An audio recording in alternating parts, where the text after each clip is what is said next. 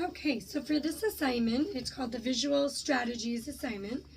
I want you to make sure, there's a reflection, that you actually go through and read about the assignment in detail and the rubric as well.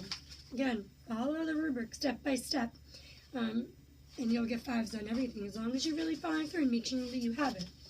So for this assignment, what you're going to do, it says create a visual strategy to use in the classroom.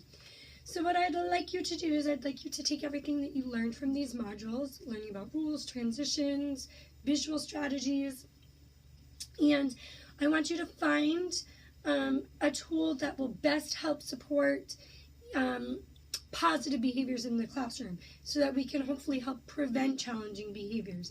Because a lot about what the environment is and looking at rules, structure, and routine is looking at ways to prevent challenging behaviors as much as you can. So you're going to create a visual strategy to hopefully help prevent those challenging behaviors. And you have 5 different areas that you can focus on to choose from. And they are listed in the box right here on the bottom. So you can choose a visual strategy to focus on where to find things and where they belong, where things belong. What will happen and when, like a picture schedule, for example. You could focus on what to do and how to do it. So again, those are first then chart, routines, procedure, task schedules. 4, how to interact with others. So a visual strategy that would help with recognizing feelings and or perspectives of others. Or 5, how to communicate thoughts, feelings, or choices.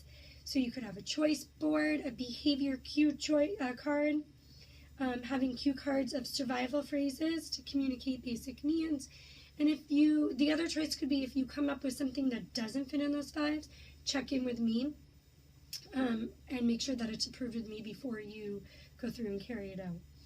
So what you're going to do is, based off of your observations that you've been doing, I want you to pick what you want to focus on. And then you're going to actually create a visual strategy. Create something hands-on, photos, drawings, something visual that you can actually take and show and carry out with the children. And then you're going to have some pre-planning. You're going to plan out, how are you going to introduce this to the children? How are you going to teach that? And I want you to plan out what you're going to say and do. Maybe the words that you're going to think. So think of this as in pre-tense, because you haven't carried it out yet in this part. Pre-planning. Then I want you to carry it out. So that I'm on if you're following along with me. B was creating the actual visual strategy. Go through. You need to make sure that you have all of these criteria. Pre-planning was C. And this is what you're going to include in there before you carry it out. Excuse me. D is introducing and using the visual strategy, actually working with the children or the child. It can be an individual child, whole group, small group. You choose what's best and maybe the need in your classroom or observation site. And if you're at an observation site, talk with your cooperating teacher about what they feel is best as well. Kind of give your idea and talk to them about what they think would be best for the classroom. Excuse me. My allergies have been awful lately. So D is introducing it.